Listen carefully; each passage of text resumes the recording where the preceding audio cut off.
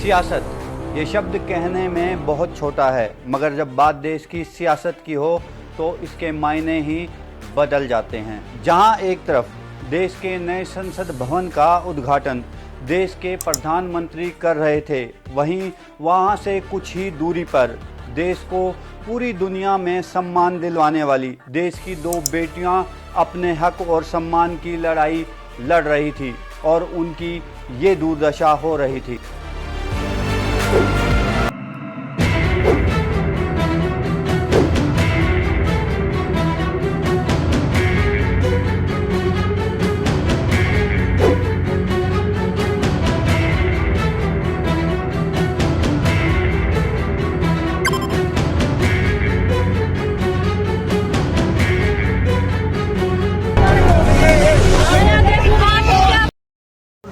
देश याद रखेगा इस बात को, जब नई संसद का निर्माण हो रहा था, संवैधानिक निर्माण करने की बात चल रही थी, नए संविधान की। उस टाइम देश की लड़कियों की जो न्याय की लड़ाई थी उसको दबाने की पुरजोर कोशिश की गई थी और संविधान की हत्या की गई थी। एक ही देश में दो चीज़ें एक साथ हो रही थी और देश के इतिहास में ये बिल्कुल लिखा जाएगा। जिस जगह ये नया संसद भवन बना है, ठीक उसी की बगल में महामहिम यानी देश की राष्ट्रपति द्रौपदी मुर्मू का निवास स्थान है। उन्हें इस उद्घाटन में बुलाया तो नहीं गया, मगर हाँ, उनका भाषण राज्यसभा के उपसभापति द्वारा पढ़ा गया था। 28 मई को प्रधानमंत्री नरेंद्र मोदी द्वारा भारत के नए संसद भवन के उद्घाटन के साथ ही आरोपों का वो दौर शुरू हो गया जो रुकने का नाम नहीं ले रहा। विपक्ष का आरोप है कि उद्घाटन की तारीख जानबूझकर 28 मई रखी गई है, क्योंकि इसी दिन विनायक दामोदर सावरकर की 140वीं जयंती है। साथ ही ये देश की राष्ट्रपति का अपमान है, क्योंकि संसद का उद्घाटन राष्ट्रपति द्वारा होना चाहिए था, ना कि देश के प्रधानमंत्री द्वारा। कुछ भी हो, 28 मई 2023 की ये तारीख इतिहास के पन्नों में दर्ज हो चुकी है। अखबार में, टीवी में, हर जगह बस एक ही चर्चा है। कोई इस तारीख को नया युग, बदलता भारत, भारत की नई तस्वीर, तो कोई मोदी का समर्थ भारत बोलने लगा है।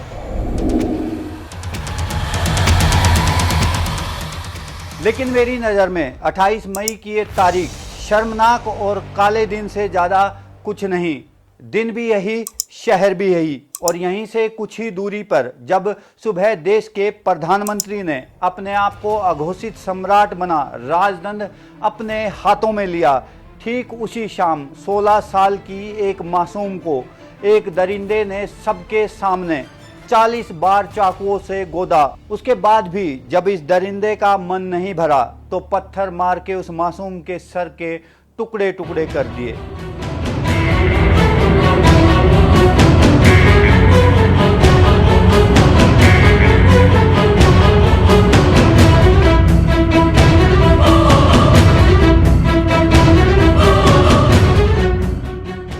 क्या यही नया युग, बदलता भारत, भारत की नई तस्वीर, या मोदी का समर्थ भारत है? जी हाँ, 28 मई ने इतिहास जरूर रचा है। ना महिला को सम्मान मिला, ना महिला को न्याय मिला, ना महिला को सुरक्षा। ये चक्रवर्ती सम्राट मोदी का कैसा समर्थ भारत है?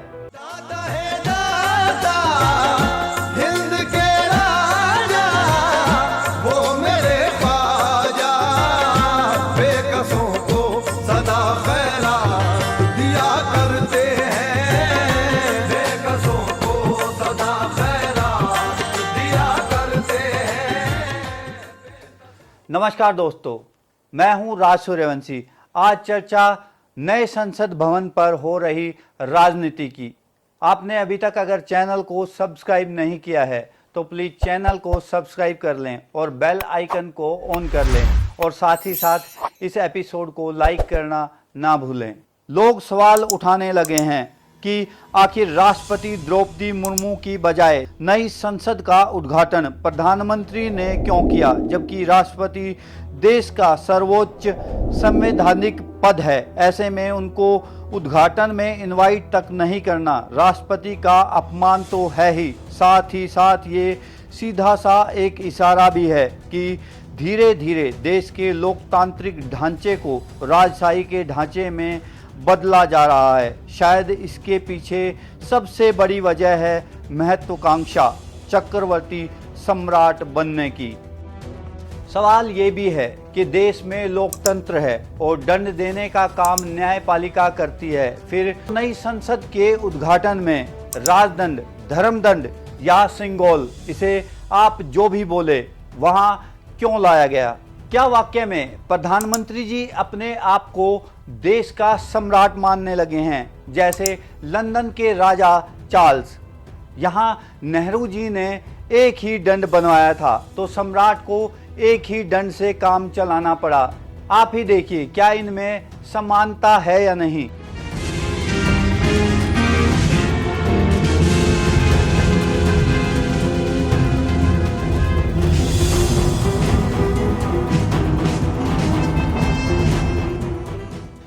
नेहरू जी भी हर जगह कांड करके गए हैं। अगर उन्होंने 2 राजदंड बनवाए होते तो हमारे सम्राट के पास भी चार्ल्स की तरह दोनों हाथों में राजदंड होते।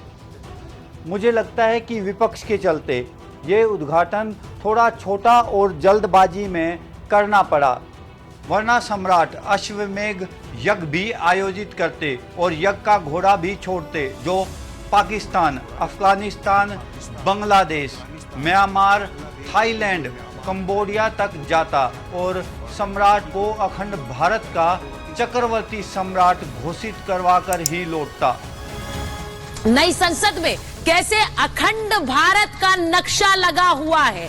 नई संसद से कहा जा रहा है कि क्या प्लान पीओके के अगले एजेंडे की तारीख नजर आती है। नक्शे में प्राचीन नगर और साम्राज्य नजर आते हैं। ये जो तस्वीर आप मेरे दाईं तरफ देख रहे हैं, इसी तस्वीर में अखंड भारत का नक्शा है और ये नई संसद की दीवार पर लगा हुआ है। कांग्रेस के नेता राहुल गांधी ने भी एक ट्वीट करके कहा कि राष्ट्रपति से संसद का उद्घाटन न करवाना और न ही उन्हें समारोह में बुलाना यह देश के सर्वोच्च संवैधानिक पद का अपमान है। संसद अहंकार की ईंटों से नहीं, संवैधानिक मूल्यों से बनती है। महात्मा गांधी के पड़पोते तुषार गांधी ने भी ट्वीट करके कहा कि प्रधानमंत्री 28 मई को वीर सावरकर की जयंती पर नए संसद भवन का उद्घाटन करेंगे। उन्हें भवन का नाम सावरकर सदन और सेंट्रल हॉल का नाम माफी कक्ष रखना चाहिए था। जवाब में बीजेपी के केंद्रीय मंत्री हरदीप सिंह पुरी ने कांग्रेस पर निशाना साधते हुए कहा कि अच्छा, आप लोग कह रहे हैं इसको नहीं करना चाहिए, उनको करना चाहिए। भाई साहब, 2 डेट्स मैं आपको बताता हूं। एक डेट है शायद अगस्त 1975 की, हाँ, जब इंदिरा जी प्रधानमंत्री थी, उन्होंने पार्लियामेंट एनेक्स की इनॉग्रेशन की थी। ठीक है। दूसरी डेट है, जहां तक मुझे याद आता है, 87 की 15 अगस्त 87 में राजीव जी जब प्रधानमंत्री थे, उन्होंने पार्लियामेंट लाइब्रेरी की। अगर आपके हेड ऑफ गवर्नमेंट इनॉग्रेट कर सकते हैं पार्लियामेंट की एनेक्सी को और लाइब्रेरी को, तो हम इस समय के हेड ऑफ गवर्नमेंट क्यों नहीं कर सकते? Simple is that. Indira ji ने ये कर दिया, राजीव जी ने वो कर दिया। सबसे पहले तो संसद का इनॉग्रेशन और अनेक्स और लाइब्रेरी का 2 अलग अलग बातें हैं। आपकी जानकारी के लिए बता दूं कि जिस अनेक्स की बात करी जा रही है, उसका फाउंडेशन स्टोन वीवी गिरी राष्ट्रपति थे, उन्होंने ले किया था। इनॉग्रेशन इंदिरा जी ने किया। लाइब्रेरी का फाउंडेशन स्टोन राजीव जी ने ले किया था। इनॉग्रेशन KR नारायणन जी ने किया। जब एक्सटेंशन हुआ अनेक्स का, तो उसका फाउंडेशन स्टोन राज्यसभा के वाइस चेयरमैन हामिद अंसारी जी ने किया और सोमनाथ चैटर्जी जी जो लोकसभा के स्पीकर थे, उसका इनॉग्रेशन नरेंद्र मोदी जी ने बतौर प्रधानमंत्री किया। नींव भी प्रधानमंत्री डालेंगे, उद्घाटन भी प्रधानमंत्री करेंगे, राष्ट्रपति को इससे दरकिनार कर। यानी कांग्रेस के प्रधानमंत्रियों ने भी संवैधानिक संस्था का उद्घाटन या शिलान्यास किया है, मगर शिलान्यास या उद्घाटन में से एक राष्ट्रपति और लोकसभा अध्यक्ष द्वारा भी करवाया गया है। लेकिन मौजूदा वक्त में नए संसद भवन का शिलान्यास भी प्रधानमंत्री द्वारा 10 दिसंबर 2020 को किया गया और अब उसका उद्घाटन भी उनके द्वारा ही किया गया है। सरकार की इसी बात से खफा होके कांग्रेस, टीएमसी, आम आदमी पार्टी समेत 19 विपक्षी दलों ने नए संसद भवन के उद्घाटन का बहिष्कार किया था। भारत के संविधान के आर्टिकल 79 में ये साफ तौर पर कहा गया है कि संसद भारत के राष्ट्रपति और 2 सदनों से मिलकर बनेगी। प्रधानमंत्री कार्यालय और प्रधानमंत्री की व्यक्तिगत रूप से संसद में कोई भूमिका नहीं है। आलोचकों का भी यही कहना है कि संविधान में सीनियरिटी के मुताबिक नए संसद का उद्घाटन राष्ट्रपति, उपराष्ट्रपति या दोनों सदनों के पीठासीन अधिकारियों में से ही किसी को करना चाहिए था, न कि प्रधानमंत्री को।